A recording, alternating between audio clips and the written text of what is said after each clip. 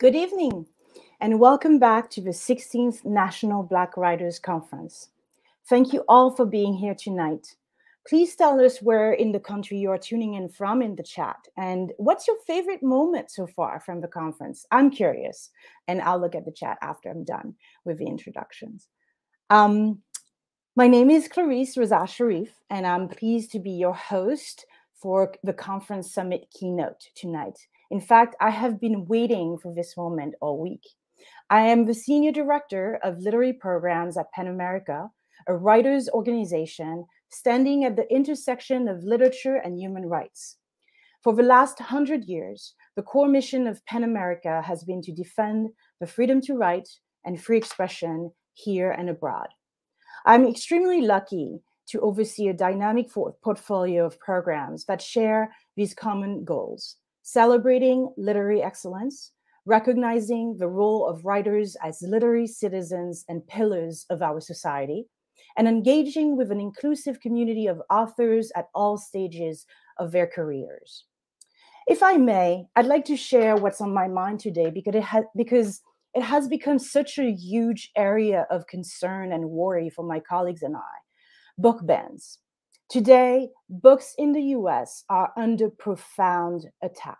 They are disappearing from library shelves. They are being challenged. They're being decreed off limits by school boards, legislators, and prison authorities. And why it's on my mind is because the books that are targeted are by Black writers, by authors of color, by LGBTQ authors, women. These books are about racism, sexuality, gender, history. We have to stay vigilant and support everyone who's fighting this good fight right now. And there are many organizations, many individual authors who are really, kind of like ringing the alarm. And we know how this can go, where this leads. So if you know an author whose work is being censored and needs help, you can also reach out to PEN and my colleagues at education@pen.org. Now, what's also on my mind is that literature and storytelling are powerful tools for those of us who are working in our own ways to make the world better. This is why I admire the work of Dr. Brenda Green and Clarence Reynolds and the staff of the Center for Black Literature. We need them more than ever, and I thank them for their undying generosity and hard work, and I thank them for inviting me to be part of this wonderful conference this year. The National Black Writers Conference is a national treasure and a true community gathering. How exciting to read these names in the program: Edwidge John Descartes, Maza Mengistu, Marlon James, Maurice Carlos Ruffin, Kiese Lehman, Nika Finney, Nicole Dennis Brown, and so many more. I'm reading them and I just get happy just reading the program of the conference, right? What a beautiful celebration of our rich literary tradition, the power of our imagination, and Black genius. My heart is full tonight, and I'm hoping that yours is as well. Today is day 3 of the conference. We hope that you enjoyed today's conversations, showcasing the diverse and rich landscape of Black literature. All of the writers and literary scholars who are participating in the conference this year are creating works that reflect upon and capture the spirit and honesty and imaginations that stem from our experiences. FARAH Jasmine Griffin is the William B. Ransford Professor of English and Comparative Literature and African American Studies at Columbia University, and was the inaugural chair of its African American and African Diaspora Studies Department. Her recently published book is Read Until You Understand: The Profound Wisdom of Black Life and Literature. And if you don't have a copy, please, please, please, after this event tonight, order yourself a copy. You will not regret it. She has published widely on issues of race and gender, feminism, and cultural politics. She currently sits on the board of a Brotherhood Sister Soul, an organization that provides comprehensive, holistic, and long-term support services to youth in Central Harlem. So now, please welcome FARAH Jasmine Griffin. Thank you so much, CLARISSE. And I'd like to thank Dr. Brenda Green for inviting me to moderate this evening's panel, which features our 2022 honorees. I'll make sure to introduce them and give them the introduction they deserve later this evening. But right now, I'd like to introduce a clip of one of the honorees, Tracy K Smith, who is unable to be with us this evening. So she sent in a video recording of her remark. So let's listen to honoree Tracy K Smith, who is professor of English and African American Studies at Harvard Radcliffe in Cambridge. And she's the former Poet Laureate of the United States from 2017-2019, an award-winning poet and memorialist. Let's listen to Tracy K Smith. Good evening. I'm delighted to join you even via this recording, and I look forward to being together in live space with all of you tomorrow evening. I'd like to open with some words by the great poet Lucille Clifton, familiar words to many of us, I'm sure. Come celebrate with me that every day something has tried to kill me and has failed. Clifton's work is full of joy, vision, adversity-defying resilience, and the hope-sustaining capacities of the full tradition of Black poetry, an ongoing, collective, generation-spanning project unfolding in poems written by Black poets of different time periods and different temperaments. It's a tradition that is well aware that the injustices we have long witnessed in our streets and our prisons and our courts of law and even in our classrooms stem from what at root is a textual problem. The narrative of race in America, the narrative of who Black people are in relation to whites is incomplete and inaccurate. And so Black poets have long concerned ourselves and our art with correcting and complicating the official narrative of Black life and Black interiority. One of the miracles, as I see it, of Black poetry is that it's done this broad collective work through the vehicle of the lyric poem, a form that we typically think of as private, introspective, and grounded in the primacy of that first-person pronoun, I. Black poets have reconfigured that I so that it holds space for a robust and varied we. Through its humor, through its investigations of history, through its reverence for the holy in all its surprising forms, and through abiding belief in the oracular capacities of vernacular speech, Black poetry continues to recalibrate our understanding of what it means to be human in freedom and bondage, in joy and struggle, in solitude and in mixed company. This is a tradition that, in the words of the great Lucille Clifton, exists to, quote, comfort the afflicted and afflict the comfortable. I think the terms of that comfort derive from Black poets' ability to affirm and take recourse to the vastness of a private interior self, an I or a me that knows itself to be deep, layered, and alive, and that also understands what the wider world thinks of it. When you align the full and proper scope of your true Black self with a varied and diverse we of Blackness, that sense of comfort or sanctuary grows. I like to believe that the Black we leads the way toward what poet Elizabeth Alexander describes as the Black interior. She writes, it's a metaphysical space beyond the Black public everyday toward power and wild imagination that Black people ourselves know we possess but need to be reminded of. In my everyday life, the work of Black poets spanning time periods and aesthetic schools helps me to call out to the Black interior the way a believer might call out to God. Clifton's sense of afflicting the comfortable becomes possible when Black artists go to this collective interior space and call us there with them. because what is so often revealed is the tendency toward fear, erasure, negation, and denial animating the collective American imagination, a site that has been taught to anticipate and even insist upon a division between itself and the we of Blackness.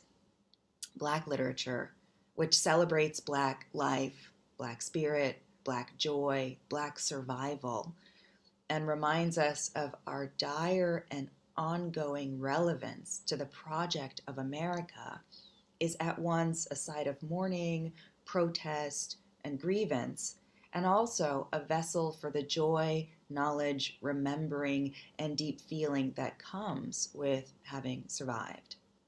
And it insists that those of us alive today are working in tandem with those who came before toward a goal that has not yet been met and which requires all hands on deck. As I see it, the work of Black poetry takes place in language and via an art form, but its aim, which transcends both language and art, is the psychic and political liberation of a people and of all people. I think of Amiri Baraka's poem SOS as a rallying cry to this work. He writes, calling all Black people, calling all Black people, man, woman, child, wherever you are, calling you, urgent, come in, Black people, come in, wherever you are, urgent, calling you, calling all Black people, calling all Black people, come in, Black people, come on in. I'm so powerfully interested in the way that this poem deploys tone. Its opening lines sound like the kind of all points bulletin that would come across a police radio, which is, of course, a site of tremendous irony. Can you imagine the police calling all Black people in for emergency backup? And then when the poem's call starts to feel broader, the term come in feels to me like come home. Let us, children of the diaspora, find one another again. Finally, the transformation brought on by the final line is, for me, a moment of vernacular genius in the poem, because that's where we tip into inflection. Come on in means in so many ways, right? Come right in, yes, but it also means come in, you're no stranger, make yourself at home, don't act like a guest. And it also means come on in, the way you might admit someone who has already barged in, unannounced and uninvited. And I love how all of those pitches live in family or chosen family or community. So the poem also seems to acknowledge that we are in many ways a ragtag, ambivalent group. And nevertheless, considering the urgencies we face, we've got to work together.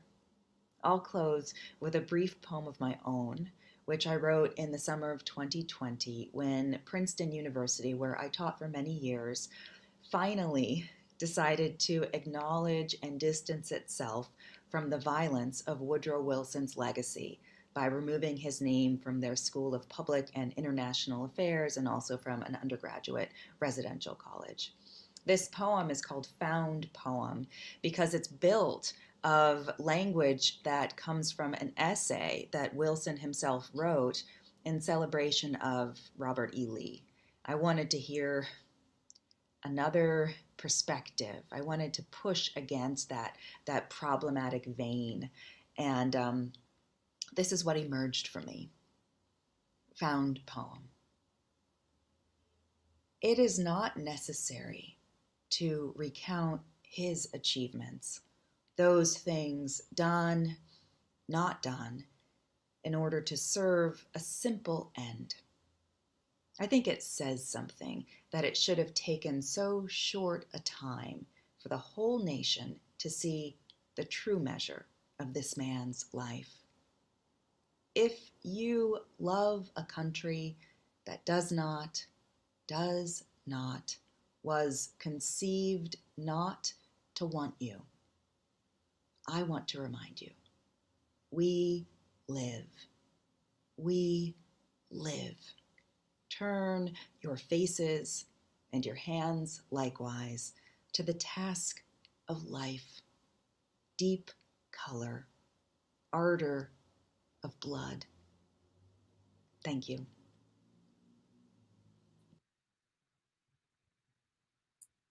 Well, thank you so much, Tracy. What a wonderful way to start off this panel, giving us so many things to think about that resonate with some of the conversation that we'll be having. We are so fortunate to be joined by three extraordinary writers in the tradition that Tracy outlined, writing across genre.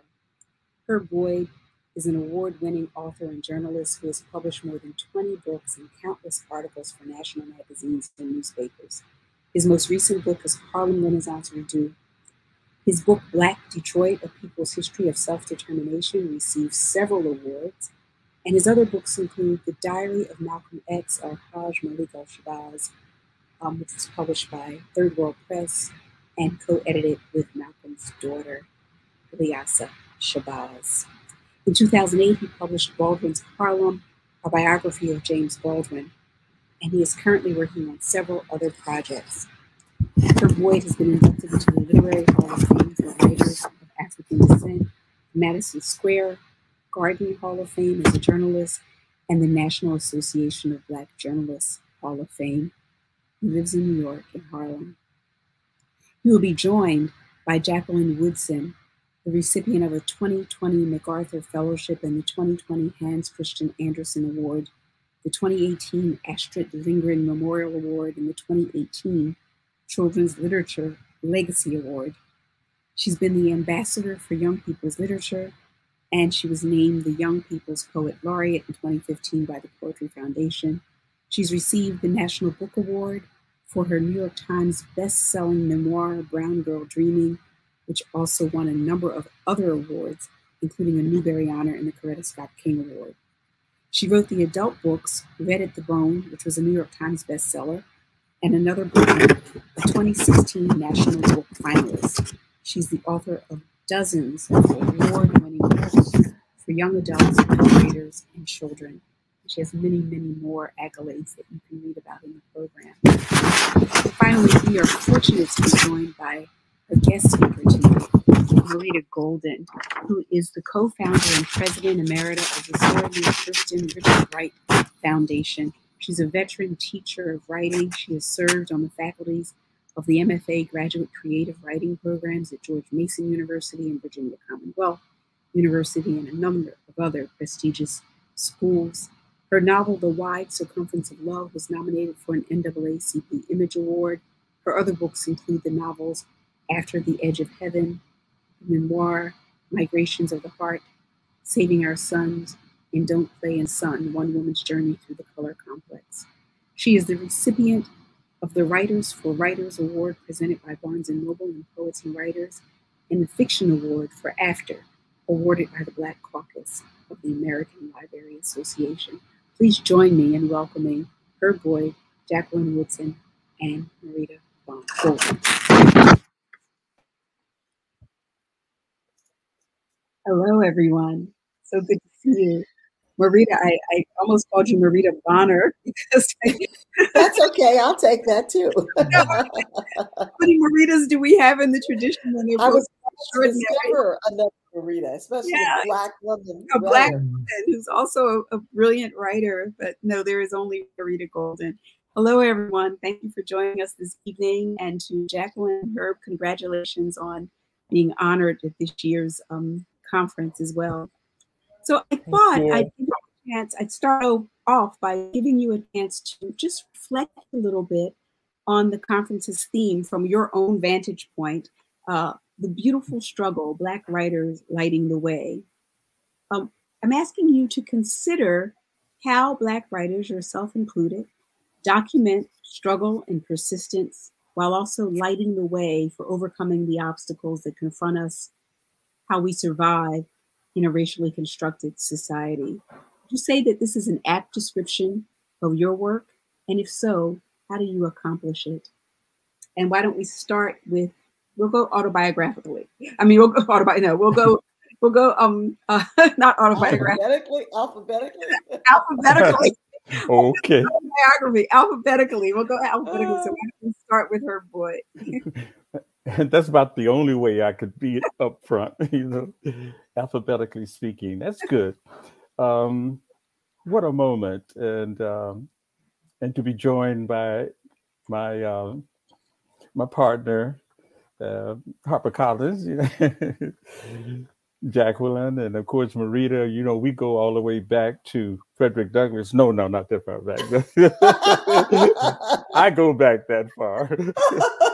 Speaking autobiographically. No, Farah. They think that my students think that I knew him firsthand, but I guess that's because I speak so fervently, so intimately. Let's put it on that, But I haven't seen you, Dr. Griffin, since we were over at the center there. That's right. Oh yeah, you were beautiful that evening. By the way, you and Cornell West. What a team, huh? That was a while ago. Yeah, you got to do it again.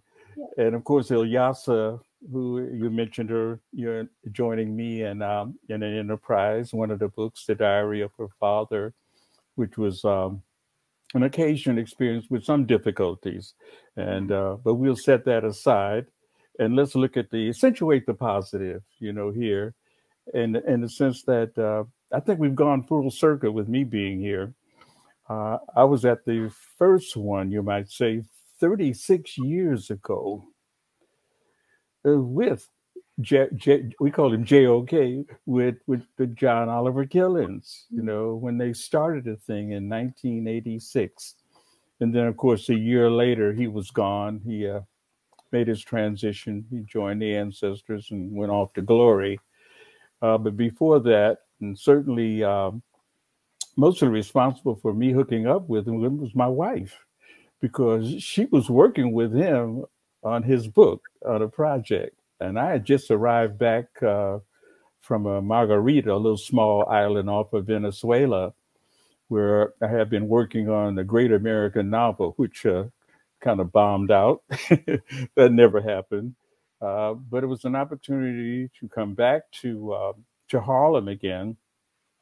For the third time, I'm living in New York.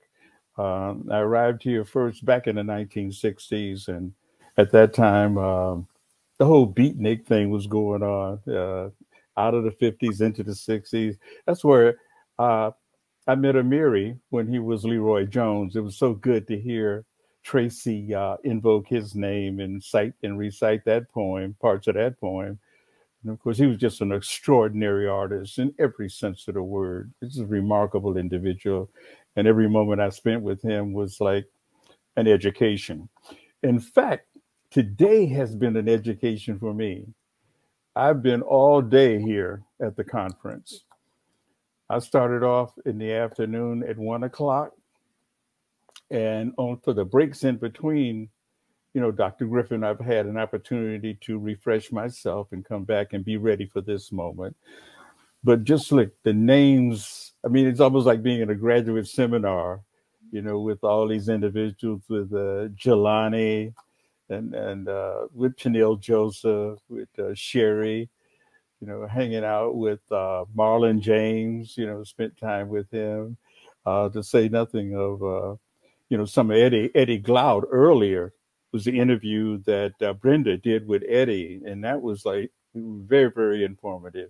Yeah. I thought Eddie was going to be with us, but I guess he's in another sphere anyway, as far as I'm concerned. He's just an extraordinary talent, and I enjoyed reviewing his book, Begin Again, for the publication, the James Baldwin Review. We both serve on the advisory board there, so it's good to be with Eddie again.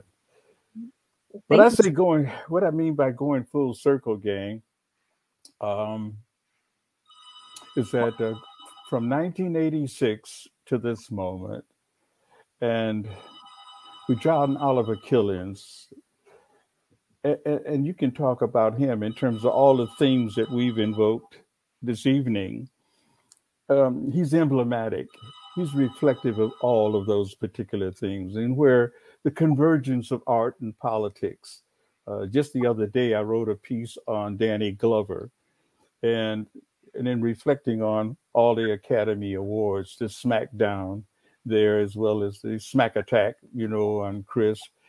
But I think lost in all of that was what the honor is given to Samuel Jackson, the honor is given to Danny Glover in particular, to say nothing of what was happening with some of the Dakota, which I think all of that got like smudged, obscured, pushed aside with the trauma of the moment. But then John Oliver Killens, when I met him for 1 year, I was with him. And then, of course, my relationship with his son-in-law, a very fine poet, Louis Reyes Rivera. We lost Louis. And Louis was instrumental in bringing me into the Black Writers Union, in fact.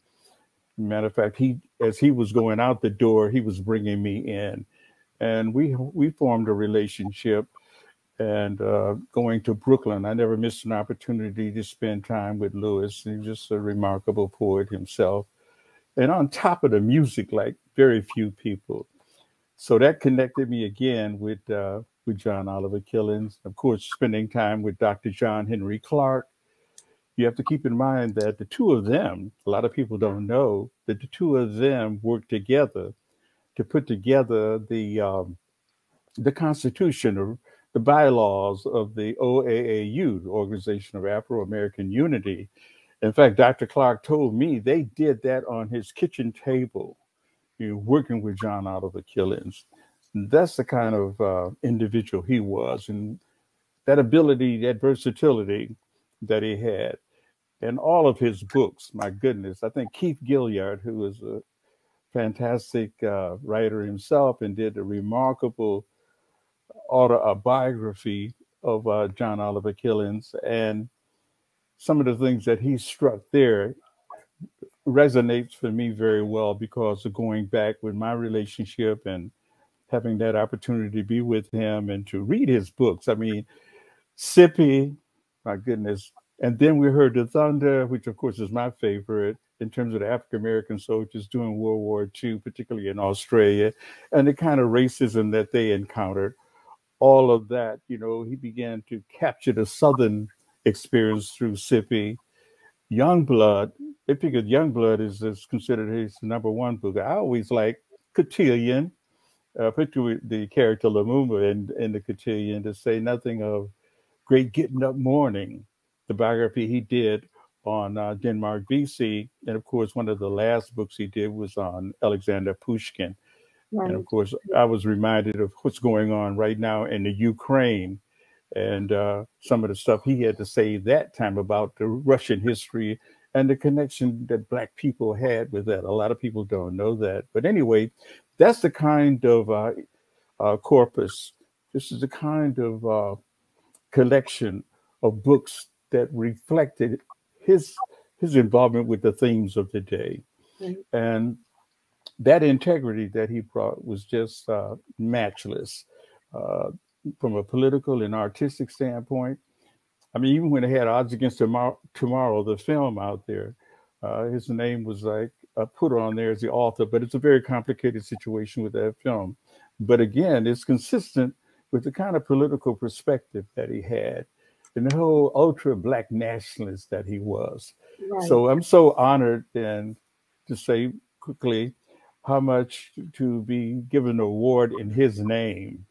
You know, there's no way in the world I can live up to all that he was about and represented, but we struggle on, you know, and of course, another theme is Alutua Continua, the struggle continues. Right. That's his legacy. That's what he left with me, and that's what I aspire to. Well, it sounds like I'm listening to you, and I'm going to put the idea out there that in another conference, perhaps, Brenda, we should have a on-stage oral history with Herb Boyd, because you just are the history bearer. You carry so much. I mean, you're honoring John Oliver Killens, but you're a font of that history and that wisdom. So thank you for grounding us in that way. Rita, do you want to make your opening remarks? Well, of course, thanks to Brenda and her extraordinary team for inviting me to be part of this. And I mean, I wasn't here at the very first one, but I've been to many of these. And this is an annual rite of spring, okay, for the Black writing community. And it means a lot. And I know, as co-founder of the Hurston Wright Foundation, I know what it takes to keep an institution going this long. So I want to applaud everyone that, and it's so important to keep a new generation of people coming into the organization who are on fire with the same idea and inspiration. So thank you, Brenda, and your great team. You know, when I was thinking about the question that's sort of activating the idea of the conference and the idea of beautiful struggle, I had to automatically kind of go back to Zora Neale Hurston and Richard Wright, because they essentially summed up for me so much of what, you know, Black writers do, what Black writers mean, and how Black writers dream worlds that we can all live on. They dream their own individual worlds, and their work become like the bricks, the mortar that generations of readers use to build their own individual worlds. And, you know, for both of them, they were so different, but they were so, so similar. And I was thinking about, you know, the world that created them. You know, for Zora Neale Hurston, there was this sort of almost cloistered Black world of Eatonville, where she saw Black people in positions of power. Her father was a man of power and influence. And Richard Wright, growing up in Memphis, you know, this big sprawling city where Black people were in a kind of an industrial setting. And even though for both of them there was probably material want, there was no poverty of spirit. There was no poverty of imagination. There was no poverty of ambition. For Richard Wright, he had a mother who encouraged his artistic bent. And of course, Zora Neale Hurston had this father who was larger than life and who was a walking story, who was a walking, living, breathing narrative. And, you know, these worlds that created them were very different, but in those worlds, they saw strength and they saw perseverance and they saw survival. And I don't even like to think, you know, how do Black people survive? It's how do we triumph? You know, how we triumph. When I look at their lives, yes, Zora Neale Hurston died broke. Yes, Richard Wright died, probably killed by the CIA, separated from his family, unable even to join them and get a passport to join them in England. But when he died, he was writing haikus, and he wrote thousands of haikus, which allowed him to maintain balance, to maintain sanity, even as his life was disintegrating literally before his eyes. And then they made these incredible worlds. They made worlds that created their own opportunities. Zora was an anthropologist. Who does that? What Black woman just gets up and goes to Haiti and Jamaica and then says to Franz Boas, well, I'm going to invent a whole new version of anthropology. Okay, you sit down while I go do that. And then who writes so much that years after her death, not just one posthumous work, but 10. You know, every morning I wake up and there's a new article in the New York Times. They discovered something new that Zora wrote. Who does that? And so, you know, we talk about, you know, resilience and persistence. And these were writers who were working, there was no NEA. They were their own NEA. They were their own engine, their own steam engine. So they just provide so much in terms of inspiration. And then, you know, their legacy is so strong and so powerful. And so when I wanted to do some activism, and I was thinking, who am I going to name this organization for?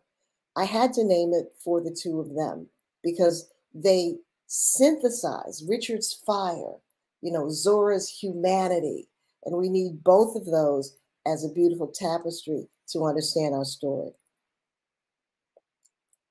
Wow, that's just, I mean, so many things stood out to me. That notion of not survival, but triumph. It's just, you know, it's so rich and so beautiful. And that they created worlds, and worlds not only that they could occupy and create in, but worlds that we can occupy. So Those of you who are joining us, please start formulating your questions, and you can put them in the Q&A section, and we'll make sure to try to get to as many as possible. But before that, I'm going to turn it over to Jacqueline, because we want to hear what you have to say. It's so good to be here. I'm so glad that the National Black Writers Conference exists, and I'm so excited to be on this panel with Herb and MARITA. And I was thinking about, before I forget, I want to say that the Poetry Society of America is putting Richard Wright's haiku all over New York City. Oh, wonderful. Yeah, and it's beautiful. So if you can just go to their site and see where it is in Harlem and Brooklyn. And it just makes me, and what you were saying about Zora Neale Hurston, I was thinking about Farrakhan and this way in which, yes, they are ancestors, but they still live inside of us and appear and keep reappearing and keep reminding us that we're here because of them, and that their strength and their perseverance and their resistance has created its own body of work, but all of these other bodies of work, and has helped us have organizations like the Hurston Wright organization, like, Hurston Wright and this National Black Writers Conference and all the people attending. But I was thinking about, in terms of the question of the beautiful struggle and Black writers lighting the way, I had written down a quote by the civil rights attorney Sherrilyn Ifill. I don't know of anything in the history of Black people in this country in which I've read some account in which it ended with, and then they gave up. That's just not what we do. I know we work for the future of our children and our grandchildren and their children. And I think that's what I see us doing as Black writers, not only documenting the struggle and persistence of our people, documenting that without centering that struggle. And what we end up doing is we end up, also writing about the joy and all the things that come with that struggle. So, the central themes of the narrative are so often about that joy, about that resistance, about that survival, about the way we keep on keeping on, the joyous self, the teasing self, the religious self, the silly self.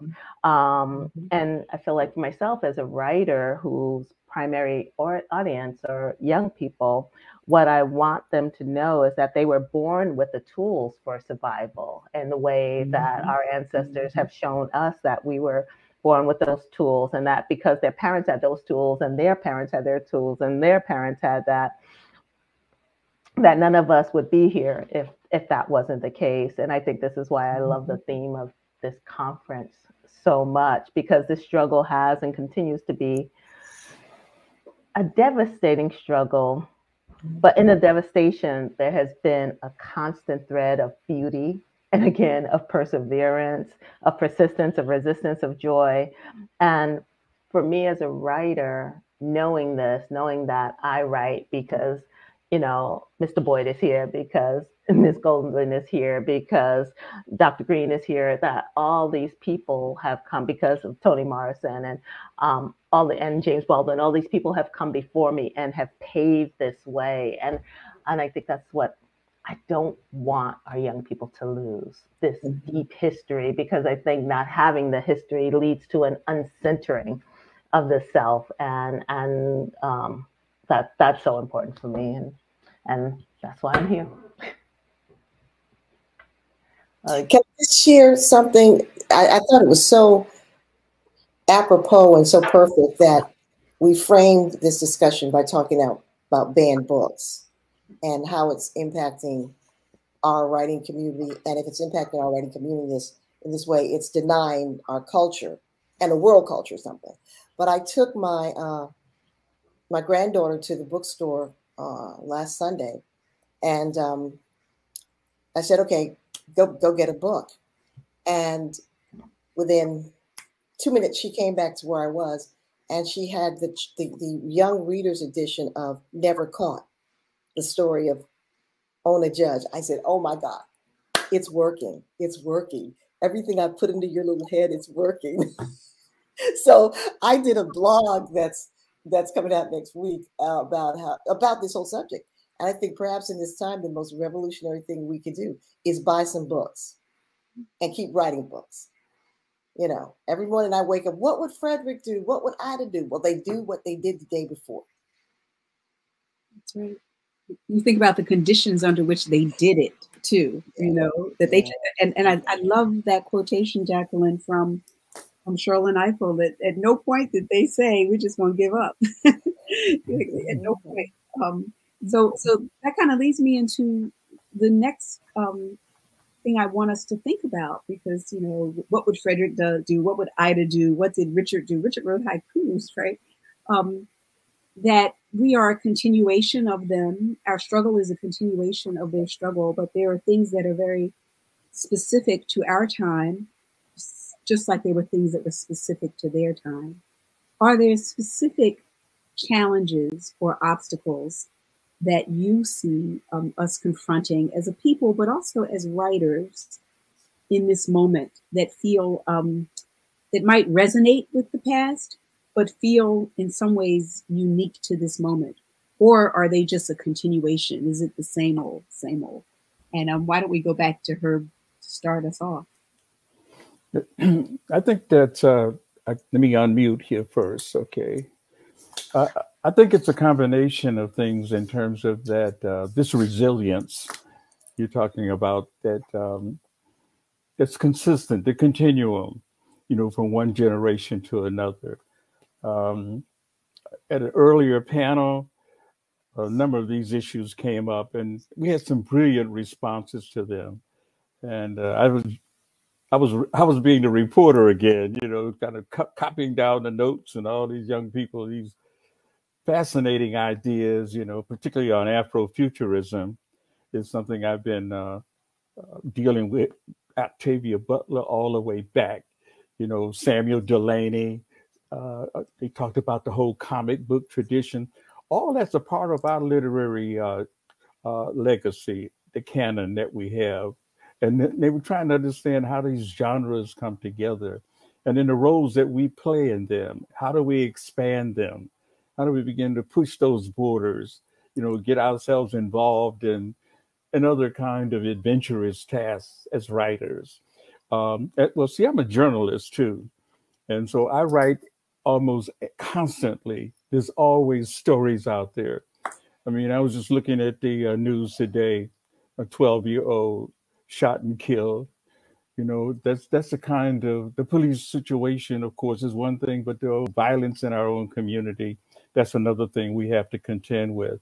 And that's a part of becoming an artist, is how you begin to deal with this kind of trauma, this climate.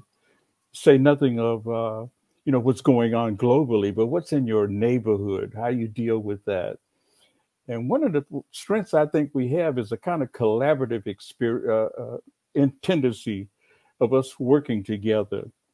It's certainly been helpful for me over the years working with other writers, not only in group situations or symposiums and conferences, but sitting down with a fellow writer and putting together a book, particularly an anthology that includes a number of other writers. And so they have an opportunity, a platform that otherwise doesn't exist, or it's there only momentarily for them. I can tick off a number of writers. One of them just popped up, you know, Todd Burrows, who I've worked with on several projects and continue to be. I think he was at every one of the workshops today. I saw his name popping up all over the place. So that shows the kind of attention that he has, gathering material that it can take back and then distill that into articles and share it. The collaborative thing is important. I mean, I've worked with Ossie Davis and Ruby Dee, you know, Gordon Parks, Dr. John Henry Clark. I worked with the Robert Allen on Brother Man. And that was one of the largest things. We had 150 writers that we brought together.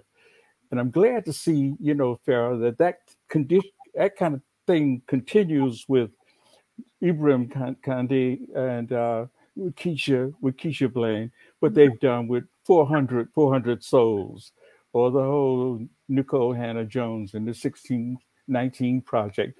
This is a continuation of something that goes all the way back. MARITA, we know it goes all the way back to Black Fire. You know, with, again, we talk about Amiri Baraka, you talk about the writers Larry Neal, you know, and the Sonia Sanchez's, the individuals that come out of the 1960s. One of the things we're going to have to do is make that hookup and suture the BLMs together. I'm talking about Black Lives Matter and the Black Liberation Movement. We got to bring those things together in a very concrete way so we can have an analysis.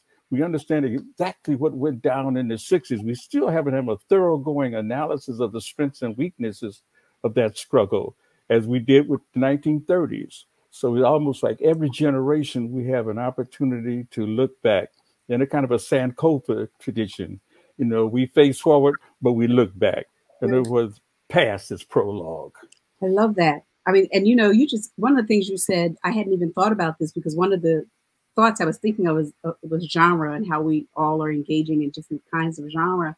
But the anthology, how much the anthology is central to our tradition, and how often the anthologies are the things that meet the urgency of the moment. Like, you know, there's an issue, there's a set of concerns, and then somebody brings together all of the brightest minds to help us focus on that. And that's what the anthology does. So I had not thought about that. MARITA. You know, obstacles. Where do we begin? But one of the things I'm concerned about, as the Person Right Foundation marks 31 years under the guidance of a brilliant new team, I would like to see at this moment, as Third World Press is marking 50 years, as Black Classic Press is marking, I'm not sure how many years, an under 40 brilliant African American to get together with a group of other brilliant under 40 African Americans and create a Black publishing company. Can you imagine if 1619 was published by a Black publisher? If How to Be Anti-Racist was published by a Black publisher within an ecosystem that was fully utilized to take advantage of the cultural moment, the political moment, and the social moment. Because books are commodities. Books are big business. We, as writers, deal with the ideas, the imagination, but we're making money for these publishers. And if I was to talk to Frederick and Ida at this moment, they'd probably agree with me.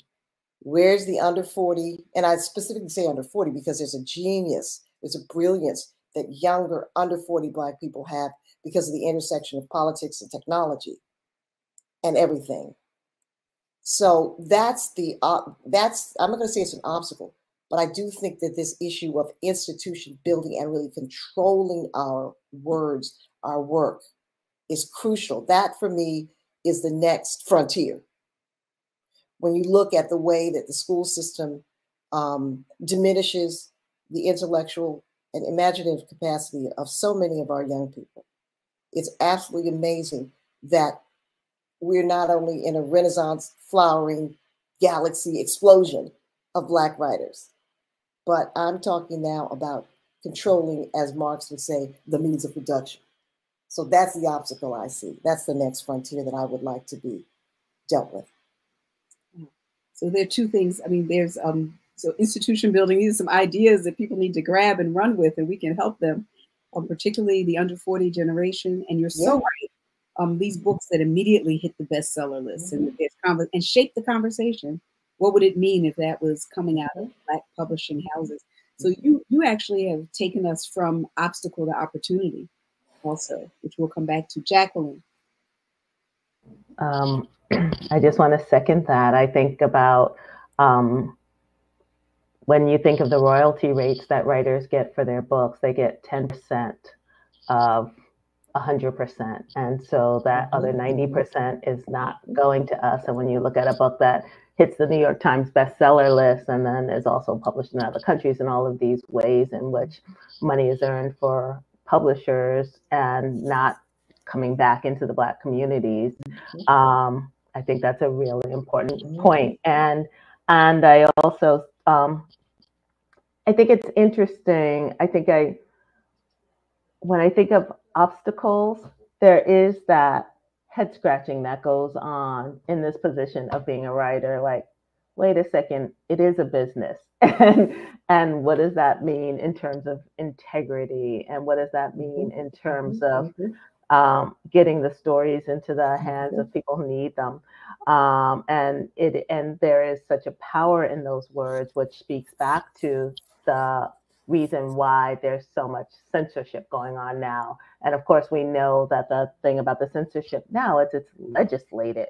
You know, before it was like, let me ban some books in my classroom or in my library, and now they're like, let's write this into law. So it's bananas, and it is true that so many of the books that are being targeted are by not only Black folks but Black women. And so I see that as, I don't see it so much as an obstacle, because again, as y'all said, when we look at Ida, when we look at Frederick, people have had to struggle with worse. It's just kind of this hurdle that it's like, okay, now how do I jump over this one? How do I get to the other side of this one? I know I will, but how is that going to happen? And it is something that we as a community have to think about. And it's not even, at the end of the day, that question about who's going to make the money, because I think that is one question, and that is one part of this. It is, how are we going to keep, how is Maria's granddaughter going to be able to walk in that store and get a book that is a reflection of something, or that's eye-opening? And that's what I keeps me up at night sometimes. It's like, I don't want our stories to be erased. And before, when we didn't have these published books, we had oral history. And now, because our families are so fractured, because so many of us have moved on to the next place, we don't even always have the stories of the elders. I mean, I think it's such a gift to be listening to Mr. Boyd and hearing the history that I was not there for, but it's also these books are these bombs and these tomes of history that young people and all people should be able to get their hands on. And I think there's different ways to ban books. I work a lot of times with writers as I read their manuscripts as they're developing them. And increasingly what is happening is the commodification of ideas. I got one of my best writers got a letter from a agent who said, "This is brilliant, beautifully written, really good, but we can't represent you because you don't have star power, you don't have a media following, you don't have a platform, and you don't have a lot of Twitter followers." So that what's happening is it's ideas that's marginal, and then Black people are less likely to have 10,000 Twitter followers or star power. And this was exactly from the letter, star power and buzz. So that we're being hit from all, that's why we've got to have our own companies where we can say, you know, look, you don't have to have star power. You just have to have a great story. So it's a lot, you know, books get banned in a lot of ways. Yeah. No, absolutely. It's such a good point. It's such a good point. We're going to be going to Q&A soon, but I did have one other question. There are many people here who are here because they read you, all of you, and you each have your readers and your fans and readers who engage with what you are doing. And so we've talked a lot about the kind of community of writers, about the tradition of our writing. I want to ask you a more specific question to your own practice. And you all are accomplished authors. What are some of the uncharted territories for you still? What are some of the paths that you still want to forge in your own work? Because each of you is an active writer. So I'm going to start with Jacqueline and then work our way back to her boy. It's such a good question. You know, I'm working on, as we talk about Queen Ida, screenplay about Ida B. Wells. And it's one of the scariest things I've worked on, because when I think of writing books, I know how to do it. I've written 34, right? Even though the story is new, the practice and the muscle is there. And so to, at this age, think about doing something completely different because I feel called to tell this story is scary. It makes me feel the way I remember myself as a first-time novelist feel. Like, am I going to be able to finish this? Do I have a right to tell this story? Is anyone going to listen to this story? All of those questions come up for me. But at the same time, going back to Cheryl and Eiffel, we never said we quit, right? Because it was hard. So I'm trying to stay in that moment and really trying to write through the fear to see what comes of it. Wow, so real uncharted territory in many ways, but we are looking forward to what you do there. MARITA.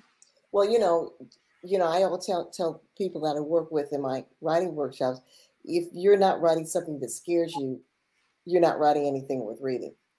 So it's got to scare the bejesus out of you so they can put you in the deep waters. But at this point, I've allowed myself kind of a moment to rest on my laurels, frankly. Writing The Strong Black Woman, How a Myth Endangers the Physical and Mental Health of Black Women, which was my sort of pandemic project, was a very challenging but inspiring project for me because I wanted to write a book about, yes, the strong Black woman complex, the dark side, the toxic side of it. But I wanted to write a book that was inspiring, that wasn't all about the Black women are twice as likely to die of this. Black women are twice as likely to suffer this. But that was authentic in addressing the health emergency that we're in. But there's also what's very inspiring. And so I wrote a book that is a communal memoir. It starts out with my journey from strong Black woman to new age strong Black woman, but that also talks about the stories that we tell ourselves about who we are as women. And so it was important in the book to write about stories.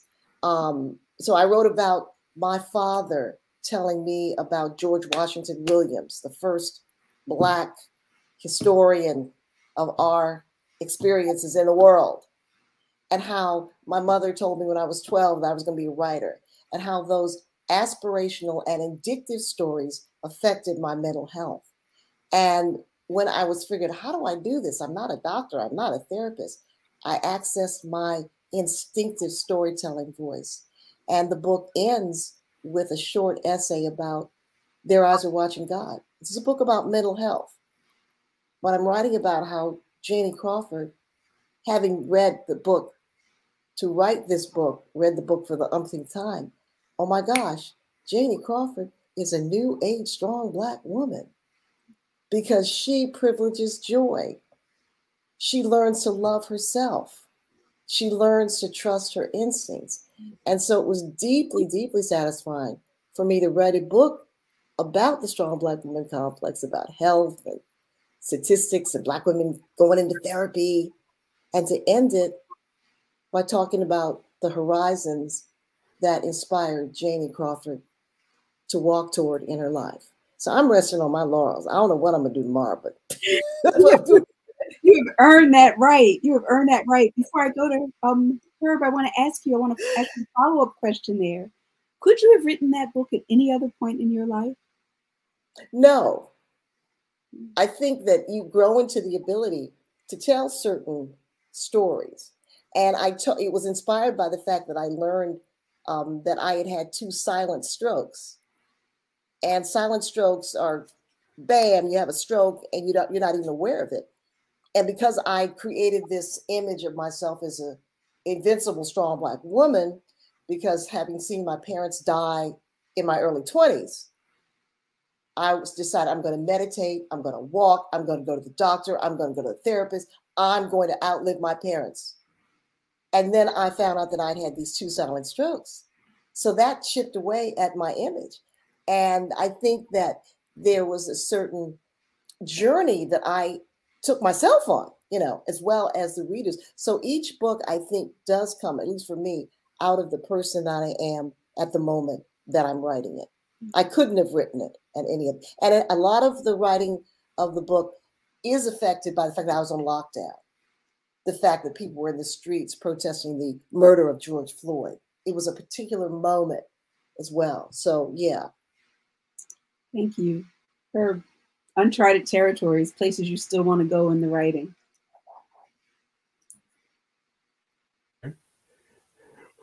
Well, my goodness, what an ensemble of ideas here. One of the things that I'm perpetually receiving requests.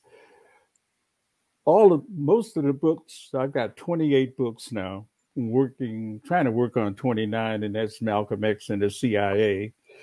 But every time I turn around, you know, either my agent or out of the blue, you get another assignment. Here lately, I guess I've done at least 5 documentaries. You know, each time, you know, you work and consider you're an expert, or at least they consider I'm an expert on some of these things. And of course, I got 5 minutes of information on just about anything you can think about. That's a journalist in me, right? It's the first draft of history, right? But one of the things about this is that takes up time and it throws you off. You know, if you want to say, oh, I would certainly like to complete my book on the history of Harlem, which is now some 700 pages, you know, and it has to be dealt with in so many. I mean, I update it every day, add something to it, because something is always happening in its community. And hasn't been really a definitive. There's a couple books on the history of Harlem, but not up to date and not at all comprehensive and definitive. And that's something I've been working on. I've lived half my life here in Harlem and the other half in Detroit. And I've been thinking about a book that could bring those two cities together. There's so many, they have so much in common thematically, dramatically, historically, in terms of dealing with racism, looking at the situation of growth and development, the ingenuity, the artistic enterprises, the Motowns connected with looking at Questlove pulled down that trophy, that Oscar for Summer of Love. Those kind of things, you know, germinate out there. But principally, the primary thing I have is my students. Right now at City College, I keep 35 students every spring, and we deal with the life and legacy of Malcolm X. We're plowing through 5,000 pages of transcript connected to the trial of the 3 men who were convicted. I give each one of them a part of it, and then we put it together. It's like a puzzle, and we put it together. So working with them occupies a lot of my time, but again, it reminds me again of the collaborative aspects of working with others to complete their projects. I guess I've worked with at least 10 different personalities now to help them finish their books. I mean, Yusef Lateef, the great musician, working with him. Working with Simon, you know, with the Simeon Wright, who is the whole first cousin of Emmett Till. You know, those kind of projects come from out of the blue, and thankfully, I have like a most enterprising and energetic wife and editor and agent in Marie Brown. So they keep me busy. Every time I turn around, they got another project for me. One of these days, I'll get to something I want to do and complete. For me, well, I'm going to have to deal with all these requests. Well, that's a good place to be in. I'm going to let's see if there are any questions. I do have a final question for you all, but I don't want to hog it from the audience. If there are any questions or comments from the audience, we can see if any have. I will give my last question, give people time to write those down. Well, I should never say my last, because you all are going to say something. Yes, I want to say something else. But this is always interesting for me. What are you reading? Or are you reading? It's okay to say I'm not reading. Sometimes my brain can't take another sentence. You know, I'm actually listening to audiobooks. Aren't they fun? They're so much fun. I just discovered them too. Yeah. Whoa. Well, there's this one, When We Were Birds by Ayanna Lloyd Bonwell. It's so beautifully read. I just found it on an app and started listening to it, and it's one of those books. The way I don't know if people listen to The Warmth of Other Suns as an audiobook, but it was just such a beautiful audiobook. This is that same book, that same style where you want to just stay in your car and keep listening, or keep, take another lap around the park just so you can keep hearing it. And also, Kiesi Lehman's Heavy is a book I'm about to revisit just because I think it's such a rich story. And I'm getting back into the reading water slowly, but I am. Natalie Diaz is upstairs. I'm about to join them for dinner, and her book, My Brother Was an Aztec, which is a collection of poetry, is one that I've recently reread. So I'm trying to get my reading on as a writer, because we know we have to do it. No, but the audiobooks, I'm like you. I discovered them during the pandemic. Right. Oh, okay. My two joys were listening to an audiobook, and just like you, Jacqueline, I started reading a novel that I fell in love with called Moon and the Mars by Kia Cawthorne. It's a beautiful novel, historical novel. And then I was listening to it, and the reader is a woman named Robin Miles. Oh, she's great. She just deserves all the awards, right? Yeah. I mean, there's not an accent she can't do, And I didn't want to go to sleep at night without listening to her read a audiobook. And of course, I was a snob. Right. But when you're walking a lot, and you're tired of listening to music, they're great. Yeah. Mm-hmm. So what are you reading, Marita? Or I'm reading The Souls of Black Folk. Again, you know how you read it in college and then you say, let me look at it again.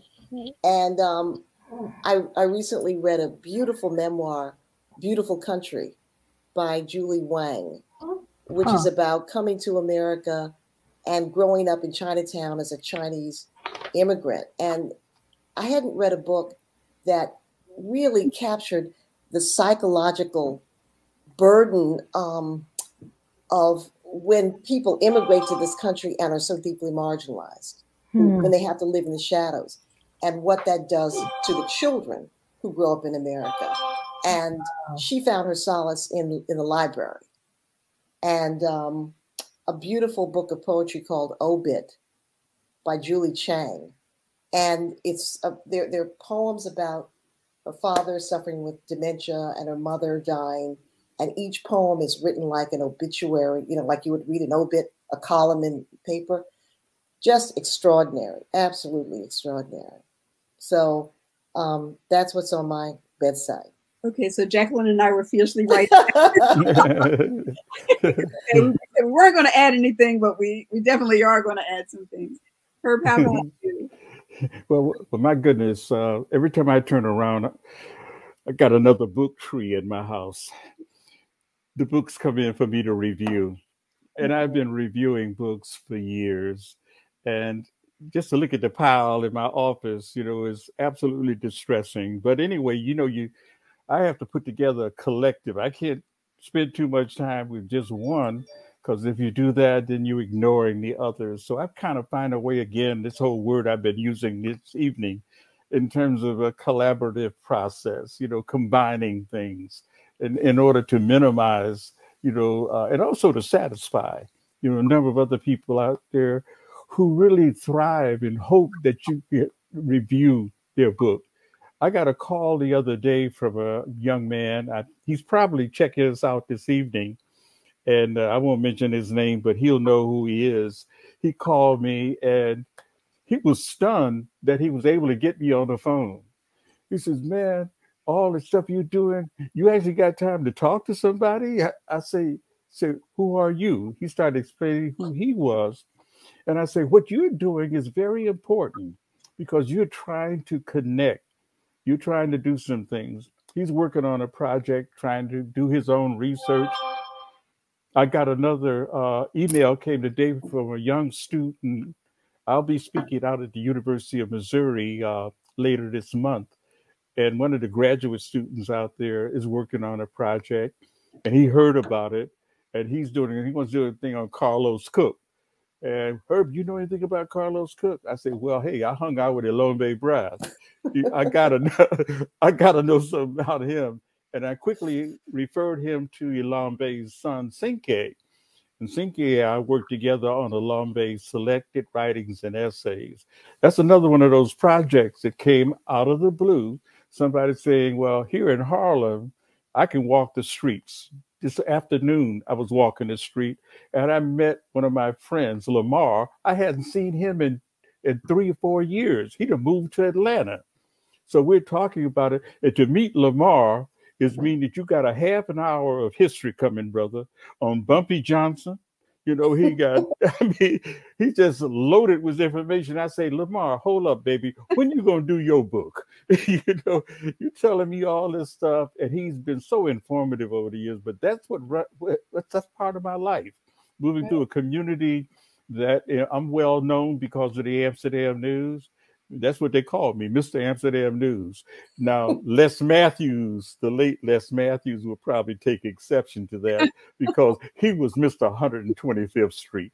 But Les, I'm coming, baby. It's like we do have a question. There's a question from, actually, Dr. Green has a question. I know. We have to get prepared for that one. Do we still have that question from her? What have been some highlights of your writing career? She wants to know. Some highlights of your writing career. Go ahead, Jacqueline. Every time I finish a book.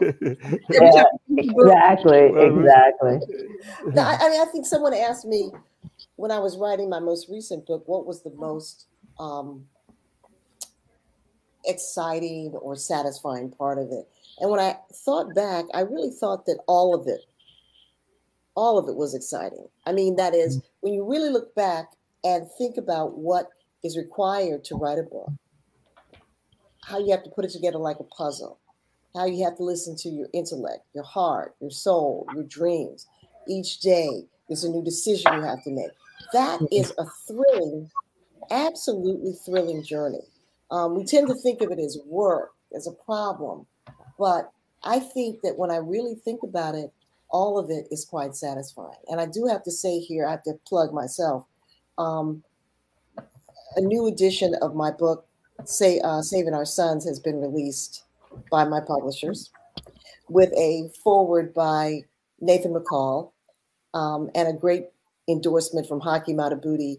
And McSweeney's is bringing out a new edition of my novel, A Woman's Place. So I feel I outlived my parents by a decade. And I lived long enough to write long enough to have my books come out in a new edition. So I'm okay. So say that's high. So it's all thrilling. It's all great. The golden one. Yes. Any other high points? Jacqueline? I think I would have to say, I mean, just being able to create a life as a writer, coming from, growing up in Bushwick. I love my Bushwick. Growing up in a family that was considered, quote unquote, underserved. I mean, that's what we say now, but that wasn't what people said back then.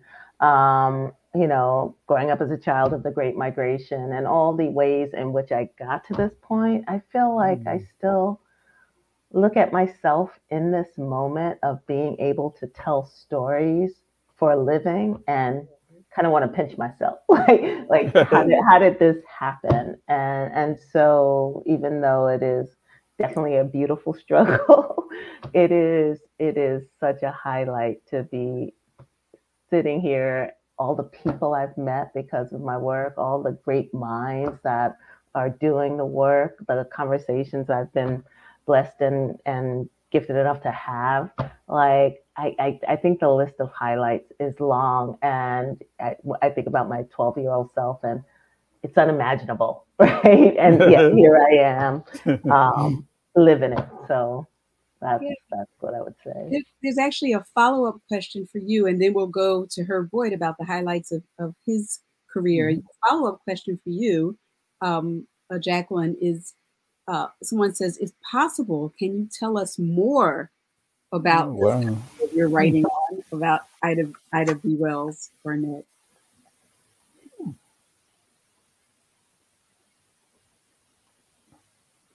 Unmute. Sorry, I'm so sorry. I think what I've been researching for 2.5 years now, and then had to get to that point where I had to put the research behind me and then begin to figure out the character. And for those of you who know, she was a lot. I think that's what I can say. And we're here because of it. And I don't know. I know who's going to be playing her. I'm not allowed to say, but it's definitely been a journey. And I would encourage people to try to write for the screen, because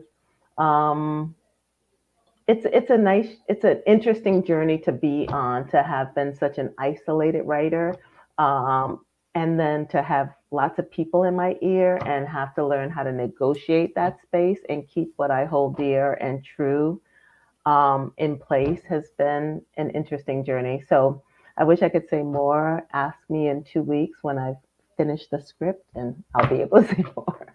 We're going to hold you to that. Okay. So to you, Herb, what are some of the highlights of your career? Well, I'll tell you what, doing Ida B. Wells, you have some dramatic moments in her life. Absolutely. You don't have to create anything. Just go ahead and just look at her vita, her life, particularly the whole the stuff on the lynching, for example, and the whole integration struggle for the red record, justice in this country. Ida B. Wells, my goodness, what a star. But anyway, MARITA, you remind me in terms of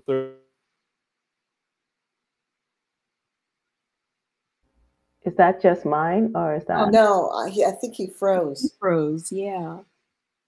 Not on my end. I can hear everyone but her. Wow. Maybe his connection. Okay. There's a question from Teresa Ford. Did we answer that? Maybe we can answer that and come back. What is that one? I'm not seeing it. So, I see. Okay. Can Jacqueline tell us? Oh, that was the one that we had about the Ida Wells. I want to know more about how she managed to stay married and have all those children. She married an extraordinary man. I'm feminist, yeah. She married an extraordinary man. I think, what an amazing story that would be to know. Ferdinand Barnett, he was something else. He was way ahead of his time. I mean, he really saw her, which is a beautiful thing, to have a partner who sees what you're doing and is able to support you in it, especially as a Victorian, during that time. Yeah, exactly. I'm like, I have a feeling we'll come away, with expectations of more brothers like that if we must film this baby. What happened? You're back. Okay. More minutes. You can give us your highlights. Yeah, quickly. Let me say this: that in terms of Third World Press and the latest project, asking what's your favorite book is like, who's your favorite child? All of them are so precious and wonderful. But I have one daughter who's a very fine artist, and the last book I did was called The Harlem Redo. On the whole Harlem Renaissance. It deals with the history of the Harlem Renaissance. And my daughter did the cover. She's the artist that did the cover. Again, we talk about collaboration, but this time working with my daughter. And then I just got another project offer, University of Rutgers Press. They want to do a comic version of MARITA, Souls of Black Folk. Ain't that something? A graphic novel, Yes, right. I've done a couple of those already. One with Lance Tukes that we did on the Black Panther Party. But this should be very interesting, because what I'm going to do, I'm going to ask the editors there, can I bring my daughter in to be the artist? That would be probably the crowning achievement for me. If I can pull that one off. Right, so it's a highlight. I love this. This is a highlight to come. We'll end on the question that we have for MARITA. says, can Ms. Golden tell us more about the book she's rereading, Souls of Black Folk? And has your perspective changed about the book from when you first read it? Well, reading it now is different than reading it when I was in college. You know, it's a text that you're being taught, you're, you know, like 20, 21. But I've read so much about African-American history, Black thought, that it's even richer, you know, it's even richer. And you get a really interesting sense of Du Bois, you know. He was a very complicated race man. That's all I'm going to say. He was a complicated race man. And but it's great to be reading it in this moment where we're going through a second nadir period that followed the Reconstruction. So it feels very, very prescient, very prescient.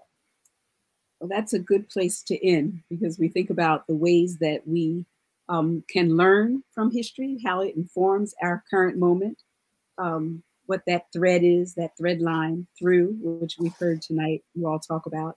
And I am going to leave us with that statement that MARITA opened us up with about not so much thinking about our survival, but our triumph. I love that, our triumph. Thank you all so much. Thank you. I enjoyed this. Thank you. Stay safe, y'all. Thank you. Say hi to Marie for me. Hey, Clarice. Hello. Oh, it's great to be for a hot second on the screen with all of you. I was going to say thank you, Farah. It was just masterful as usual. Your moderation is always just amazing. Thank you, Herb, Jacqueline, MARITA, and Tracy. You gifted us so many gems, and like Farah, that's the idea that I'm taking away and going away with, that idea that you embody so well, all of you, of being triumphant and not just surviving. I love that. So thank you for to our attendees for tuning in. Thank you, Dr. Brenda Green, again,